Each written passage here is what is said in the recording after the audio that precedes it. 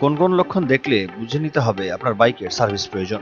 যদি কারো বাইকের ইঞ্জিন স্বাভাবিকের চেয়ে বেশি আওয়াজ করে, তবে বুঝতে হবে যে বাইকের ইঞ্জিন অয়েল বা অয়েল ফিল্টার পরিবর্তনের সময় এসেছে। যদি কারো বাইক আগের তুলনায় কম মাইলেজ দেয়, তবে আপনার বাইকের এয়ার ফিল্টার প্রতিস্থাপন সহ সার্ভিস প্রয়োজন। বাইকটি কন্ট্রোলিং এ যদি কেউ প্রবলেম ফেস করেন, তাহলে টায়ার প্রেশার, ব্রেক বা সাসপেনশন জনিত সমস্যা হয়েছে, তাই সার্ভিস করাতে হবে। আবার কেউ যদি নিজেদের বাইকের সঙ্গে অন্য কোনো সমস্যা, যেমন লিকেজ বা অস্বাভাবিক সেন্সর অ্যাক্টিভিটি অথবা পিকআপে পরিবর্তন লক্ষ্য করেন, তাহলে যত তাড়াতাড়ি সম্ভব একজন মেকানিকের কাছে নিয়ে যাওয়া উচিত। তাহলে এখন কথা হচ্ছে কোন ধরনের মেকানিকের কাছে যাবেন। প্রথমেই রয়েছে অনুমোদিত সার্ভিস সেন্টার, যেখানে সার্ভিস একটু ব্যয়বহুল, কিন্তু সাধারণত এ ধরনের সার্ভিস সেন্টারের মেকানিকরা ওই কোম্পানির মডেল সম্পর্কে খুব বেশি এক্সপার্ট হয়ে থাকেন। এরপরই রয়েছে লোকাল গ্যারেজ।